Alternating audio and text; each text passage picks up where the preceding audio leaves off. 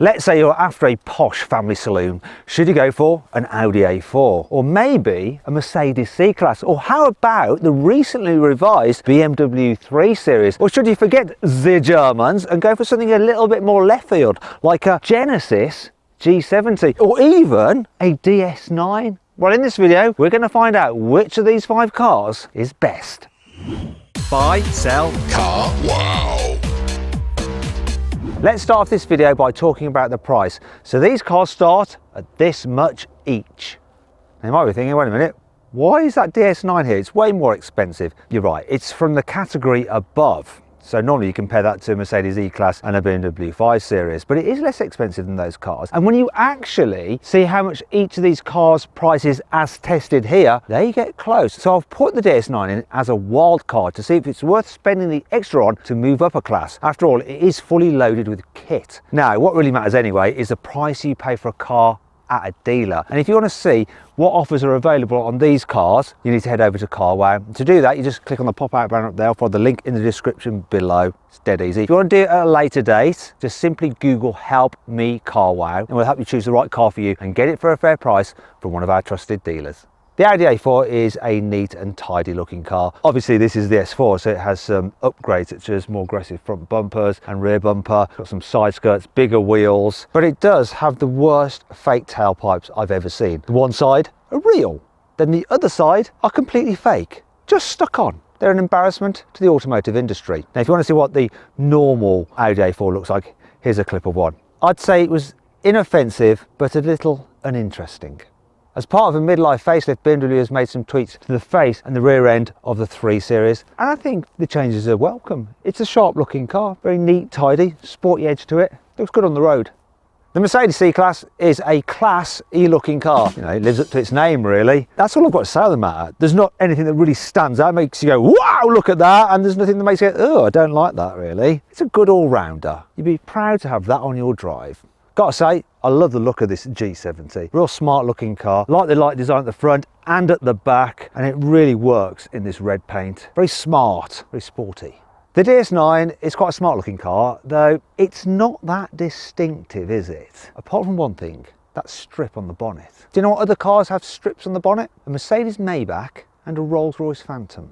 The interior of the DS9 is rather unusual. I mean, look at this. When you turn it on, start button all the way up there, by the way. What's that all about? This clock rises up, which is kind of cool, but you think, is that really necessary? And it's all a bit overdone. It's like they just went crazy designing it and like loads of different features, and it feels, in some ways, a little bit childish, or maybe even like a concept car that no one would ever put into production in reality, but they just went and did it anyway. Then there's the infotainment system. Yes, you've got this big screen, but it's all just a bit awkward and confusing to use. And if you want to control the climate, then you have to do pretty much most of it through here. And then the digital driver's display, it does provide all the information you really need. It's just that it tries to design it again into some kind of fancy fashion display, which is unnecessary. That's the problem with this car. I think it's just more style over substance. I think out of all the cars here, the BMW has the most expensive feeling materials overall. Also, they've updated it with this new curved screen like you get in their i4 and the iX, and it looks good, it really does. There is an issue with it though. They've moved the controls for the climate into the screen, so you now have to operate it all through here, which is a bit of a faff. I mean, look at that menu. It's a bit of a shame really. What's not a shame is that they got rid of the gear selector, which was like a kind of big thumb that stuck up out of the center console. Instead you have this little toggle switch, which just seems more sensible. I do like this interior overall though, it's very nice. Good place to spend some time. The interior of the C-Class is actually a contrast to the exterior because it's a lot more sporty rather than just being elegant and classy. The way the dash just goes into this center console here, so you feel cocooned as the driver. And then there's this big screen here, portrait style, which is actually quite easy to operate when you're driving. The only problem is that you do have to look down off the road following the sat-nav on there. You can follow the sat-nav on here if you want to. The climate controls are integrated into the screen, but the way they've done it means they're not that hard to actually operate. There is a few problems with it though. And that's it. Some bits of trim feel cheaper than you like, including the gear selector, which is a shame because I actually love the location of it. I don't know why you have like these buttons and levers here when on the steering column it's just much easier to select drive or reverse. I do like the interior design of this Genesis. It's quite cool, quite quirky. I like the fact that you have physical climate control buttons and shortcut buttons here. The infotainment system feels a little bit too far away to touch sometimes. And while you do have a big digital driver's display, the graphics are a little bit low def. Quality though, it's up there with the Germans easily. The inside of the Audi is a really nice, simple, neat and tidy design. Build quality is extremely good. I like the sporty steering wheel you get on this S version. The infotainment system is in your eye line, which is good, and it's quite big and it's easy to use. And I like the fact that the climate controls have their own dedicated buttons and the way you have the actual temperature in the dial itself. Digital driver's display is clear and easy to read. They haven't changed it much over the years, but it's absolutely fine. This is a very nice interior. There's a good amount of space here in the back of the A4. Knee room's good, headroom's good, people over 6 foot will be fine. The only problem is the big hump in the floor there, so if you're carrying 3 people in the back at once, obviously the middle person has to straddle that, and this central seat is a little bit on the firm side. Here in the back of the BMW, knee room's really good, headroom's really good, adult's fine back here. And this centre seat is quite squidgy, though you do still have a problem with the big hump in the floor, so the person in the middle has to kind of straddle it. One thing that's good about BMWs, all their cars actually, is that the seats always have very deep bases, so you get lots of under thigh support. I'll stop rubbing my thighs now. The back seats of the C-Class are absolutely fine, so knee room's good, headroom's all right. My issue is the footwell does feel a little bit on the cramped side, and so you can't really get quite as comfy as you might think you should be able to. If you get the central seat, it's a little bit raised up and firmer than the 2 outer seats, and of course you've got this big hump in the floor, so like many of its competitors, it's just the way it is in these kind of cars. Here in the back of the Genesis, look, if I sit back and upright, my head is pretty much touching the roof because of how much it slopes. Then there's a knee room, which is also quite tight for this size of car. Worst thing is though, is that this seat base really does extend quite far, which would normally be a good thing if only you could actually stretch your feet out, but the footwell's really, really tight. And so this part here is jabbing into the back of my calves. I wouldn't want to carry 3 people in the back either, because this is raised up, so whoever's in the middle seat better be short because of that sloping roof line. And the nature of these footwells means I don't think there's enough room for everyone's feet. The back seats of this car are a little bit of a fail. Here in the back, the DS9. You can tell it's from the class above because there's just way more room. So if you are carrying people in the back regularly and they're largish adults, it's definitely worth considering. And it's the only one that I'd be happy to travel any distance in the middle seat, because while there is a bit of a bump in the floor, it's not much, and you can even put your feet on it. I mean, that's why I've included this car in this test, because it might be worth spending the extra if you really do need the extra practicality. How do these cars compare though when it comes to carrying luggage? Well, the Audi has a very practical boot with a capacity of 460 litres, and look, nice big opening and a square shape. That is good.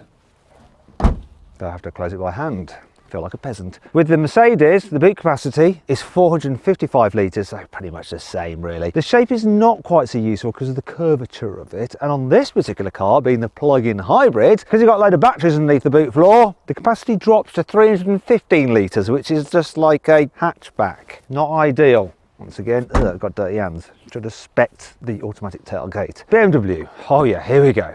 480 litres of space, and once again, like the Audi, a nice square shape, though the opening isn't quite so large. That's impressive though. Happy with that. I don't know why I'm doing that, because I can press the button. Then we come to the Genesis. Its boot capacity is 330 litres. The opening, also like the Mercedes, it's a bit curved, which isn't ideal, and it's actually not that large, is it? At least we've got that tailgate though. The DS9 has the largest boot capacity though. It is 510 litres, but then it is a larger car. However, this one's capacity is reduced somewhat because it's got the upgraded sound system, and then you have 470 litres. Oh dear, so it's actually smaller than the BMWs. The opening, it is quite large for a saloon car, and look, because it's a plug-in hybrid, there's a space for your storage of the cables and all that kind of nonsense. And because the DS9 is so well equipped as standard, you get the electric tailgate.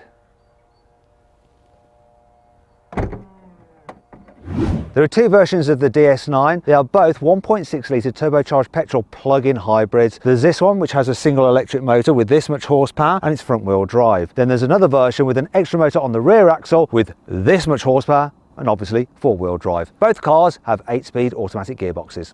Engine choices on the A4 include two 2-litre petrols with this much horsepower and this much horsepower, and two 2-litre diesels with this much horsepower and this much horsepower. The higher powered diesel comes with all-wheel drive, whereas the others that I've mentioned come as front-wheel drive, though they all get 7-speed dual-clutch automatic gearboxes. Then there's this version. It's a 3-litre V6 diesel with this much horsepower and, of course, all-wheel drive.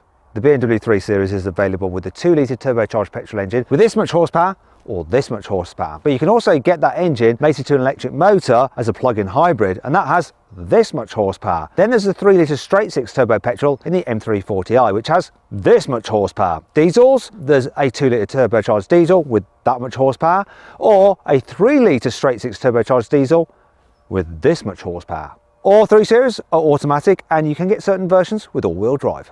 The Mercedes C-Class is available with a 1.5-litre turbocharged petrol engine with this much horsepower, or there's a 2-litre turbocharged petrol engine with this much horsepower, or you can have that engine with a plug-in hybrid, so it's boosted by an electric motor which has this much horsepower, and that's what this car is. Then there's 2 diesels, both 2-litre turbocharged diesels, one with this much horsepower and another with that much horsepower. All C-Classes are rear-wheel drive, and they have 9-speed automatic gearboxes. The Genesis G70 is available with 2 2-litre turbocharged petrol engines, one with this much horsepower or one with this much horsepower, which is what this car is. Then there's a 2.2-litre turbocharged diesel engine with this much horsepower. All G70s come with 8-speed automatic gearboxes as standard, and they're rear-wheel drive. Now we've done the engines, let's see how quick these cars are from 0 to 60 miles an hour. It's time to launch them. This Genesis is supposed to do 0 to 60 in 6.1 seconds, but let's see what we can do. We've got specialist time and gear up here. Launch time. Wish it was lunchtime, but anyway, launch time.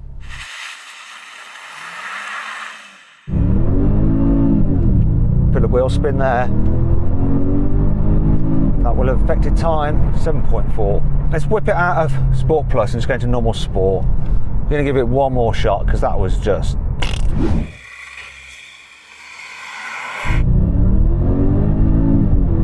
Come on. 7.13 seconds slower than I was expecting. It is greasy. This DS9 is supposed to do 0 to 60 in 8.1 seconds. Here we go. It's reality.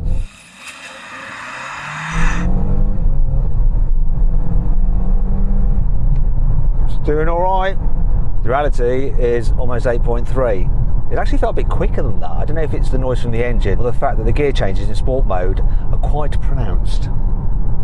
This plug-in hybrid Mercedes C-Class is supposed to do 0 to 60 in 6.1 seconds, so the same time as Genesis claimed. Will this Mercedes fare better? Come on, let's do it. Ooh, sounds like fake noise being played through the speakers to make it feel sporty, but the result is clear to see. 0 to 60, 6.3 seconds. Not quite 6.1, but considering the conditions, much better job than the Genesis. This 320i is supposed to do 0 to 60 in 7.4 seconds. Let's do it. Bit of wheel spin away from the line. Engine streaking. We have a time. Now that wheel spin affected things. 7.7 seconds. So the S4 is supposed to do 0 to 60 in 4.6 seconds. See what it'll do. Oh yeah, quattro traction away from the line. It's the only car that beat the claimed 0 to 60 time, and that is the benefits of four-wheel drive. Even when the surface isn't ideal, it can put its power down. But the reality is, for most people who are buying these cars, you don't really need it because you don't drive like that. You don't launch a car, do you? Unless you're a motoring journalist or a hooligan.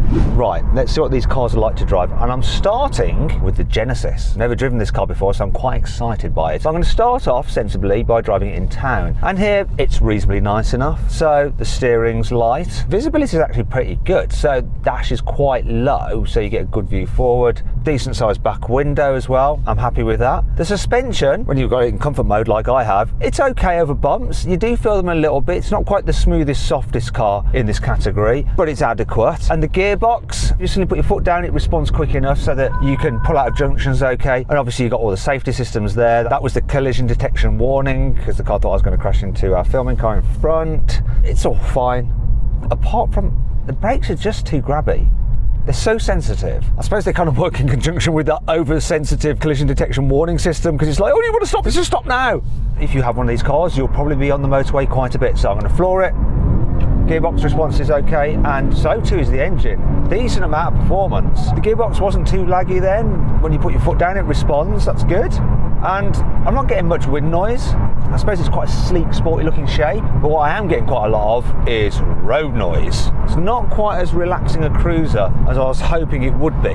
As for the economy, well, this car's supposed to do around 31 to 32 miles to the gallon, which is all right.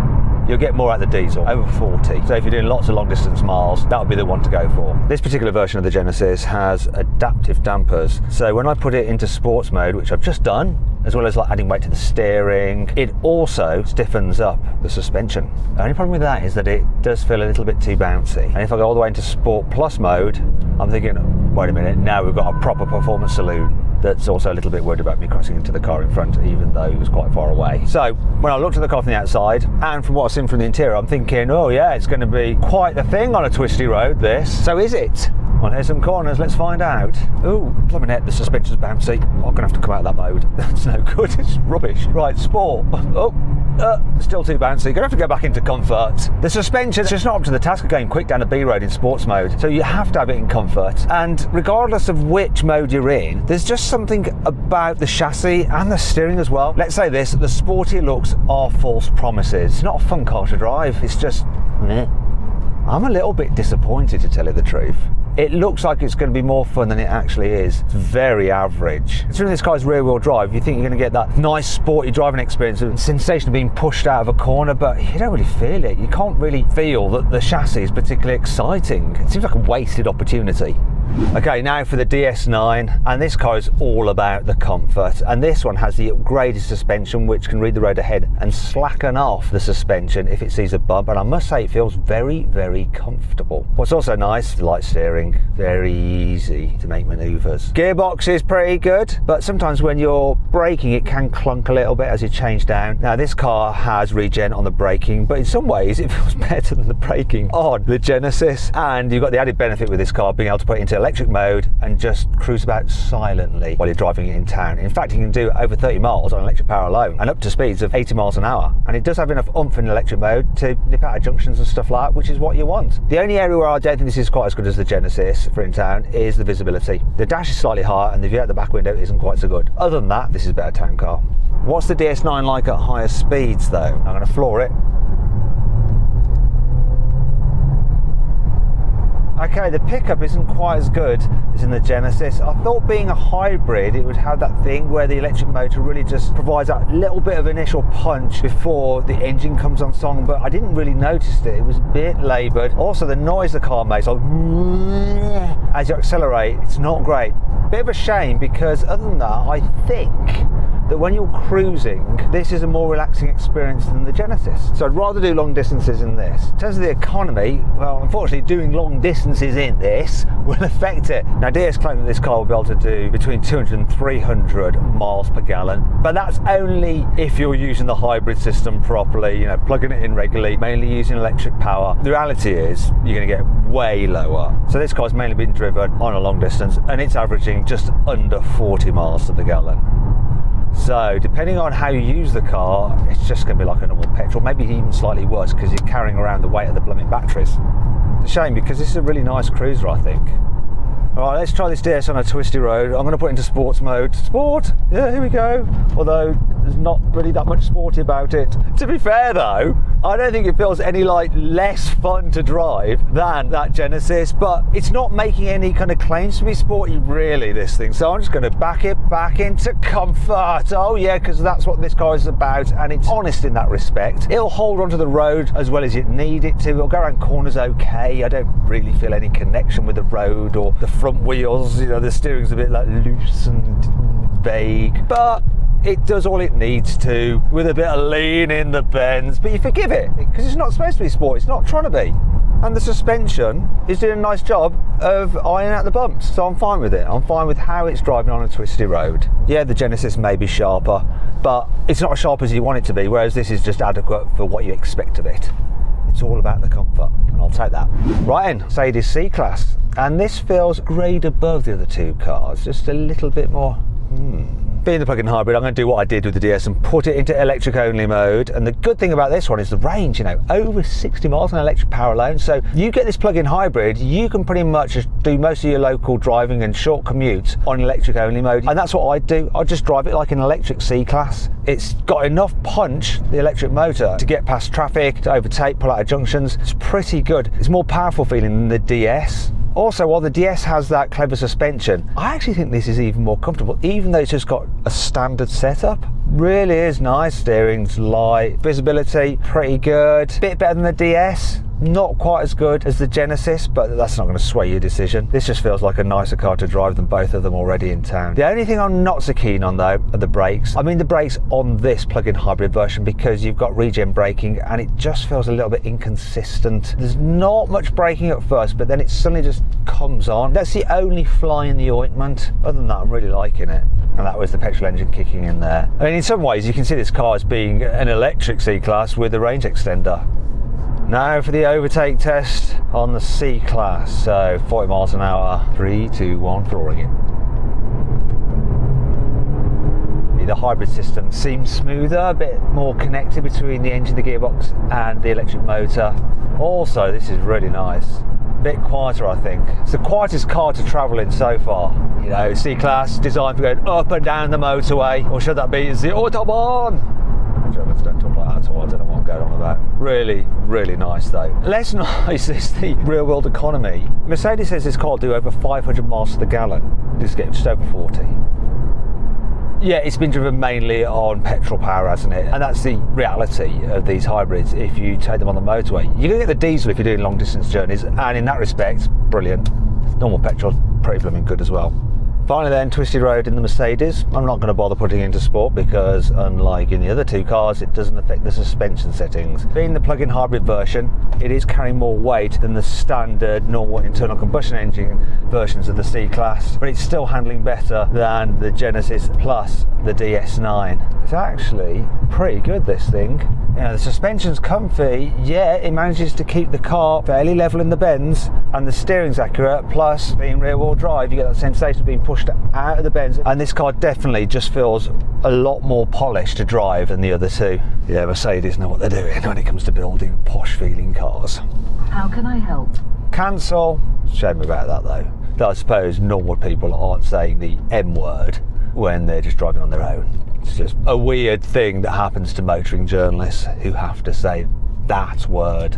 All right, let's see what this BMW 3 Series is like to drive. Apparently they haven't really done anything to the chassis because it was so well sorted, or so they thought. They were right. So this car has the M Sport suspension, was a little bit stiff in the standard setup, and you do notice it over bumps, so you just feel them a bit more, though it doesn't feel uncomfortable. And the way it controls itself after experiencing a bump is quite impressive. It just feels like unflustered. A very sure-footed car, this. One thing I should point out is that if you have the plug-in hybrid version of this car, then the suspension seems stiffer still, because obviously it needs to be to cope with the added weight of all the electrical equipment. And I think if I was going for a plug-in hybrid specifically, I would go for the Mercedes over the BMW, because the electric only range on the BMW is about half that of the C-Class. Driving around town, easy. Steering is precise. It's not heavy. Yeah, it's not too light either. And the gearbox, oh, it's so smooth and relaxing when you want it to be, and it'll find the right gear if you give it a prod and go, hey, come on, let's get moving. As for the visibility, I think it's good. Decent sized back window, good view forward, about as good as it gets really in a saloon car. It's nice. Right, let's test out the overtaking ability from 40 miles an hour. I'm going to floor it. Took a moment for the gearbox to kick down, but now the engine's off. Considering there's no hybrid fill-in, no electric motors to assist in that light pause, pickup was very good. And when you're cruising along, noise levels are on a par with the Mercedes, just as comfy. Didn't used to be the case, but BMW have got it sorted now. And then there's the economy, which is the funniest bit of all. 43 miles to the gallon. Getting better economy from this than the Mercedes, and that's the point, you see. Because the Mercedes was running in petrol only mode and it was having to carry around those batteries, it was less efficient. So unless you're really going to use the hybrid system, go with the normal petrol or diesel. Now we come to a twisty road, and I have a feeling this is where the BMW is really going to shine. So the benefit of that firmer suspension setup is that it just stays flatter to the bends. Oh my gosh, it's like a different world really, the way it goes around corners. The steering is more responsive, more precise, feel more what's going on. The body itself just turns in quicker, it just feels more agile, more playful, and actually genuinely good fun. This being the rear drive version has that sportier feeling than the four-wheel drive, but if you get the four-wheel drive version, you've got the benefit of the extra grip, and in fact there's not much in it in terms of how sporty they feel. Such a good car on a twisty road. Always has been, and so far no reason to think it's going to change. Lovely, lovely, lovely. Finally we come to the Audi A4, and I'm going to try and just talk about the range as a whole. Yes, I know I'm driving the sporty S4, but I've obviously driven the standard car as well, and that's what we're really comparing. This is a very easy car to drive around town. I think overall it has the best visibility, nice low dash, decent view out the back window, good side mirrors, the steering's well judged, it's accurate and light, really nice. Gearbox, this is an 8-speed auto, but if you have the 7-speed auto on the rest of the models, it's a little bit jerkier at lower speeds than this 8-speed, but generally it's good and it's responsive when you put your foot down. In terms of the suspension, this being the S model, it does have firmer stiffened suspension, but it's actually once again really well judged. That while firm, it's fair in the same way that the BMWs is. It used to be the case that if you had the sporty suspension in Audis, it was just rock solid and horrible. This, no, it's good. It just rounds off the edges of the bumps, and if you have the more comfort orientated suspension, which you can get on other models, it's really quite comfy. Not quite as comfy as the Mercedes, but not far off. You can see that Audi has gone, right, this car needs to be in between the Mercedes and the BMW. That's where we exist, and they fit that niche really, really well. There is one problem though. Unlike the BMW and the Mercedes, you cannot get a plug-in hybrid, and if that's your thing, if you want one of those because they've got lower company car tax, or you want that ability to drive on electric power alone, you can't get the Audi, forget it. Now to do the acceleration test from 40 miles an hour. I think it's going to be quick. Here we go. Hell, it fly me. This engine, yeah, you might think an S car, an Audi S car shouldn't have a diesel, but wow, this has got some punch. The performance is quite incredible really. It just surges on a wave of torque. To be fair, you don't really need all this performance. The normal 2-litre diesel has enough punch, and that will be the one I'd go for, partly because the economy is so good. So that car in the real world, you'll get over 40 miles to the gallon. This one is actually averaging 31. Regardless of which version of the A4 you go for, they're all very, very quiet. It's actually so hard to choose between this, the Mercedes and the BMW for quietness. They are all above both the Genesis and that DS. It's a toughie to call it, you know. Actually, you know what I'm going to do? I'm going to experience the performance again.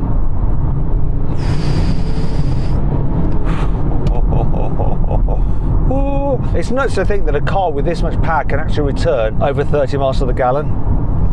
Here's the country road. So obviously being the S version, it's sharper than the standard A4, plus it benefits from Quattro all-wheel drive, which is handy in these conditions. So when we get into a corner, come out the other side, you can pin it and it puts its power down brilliantly.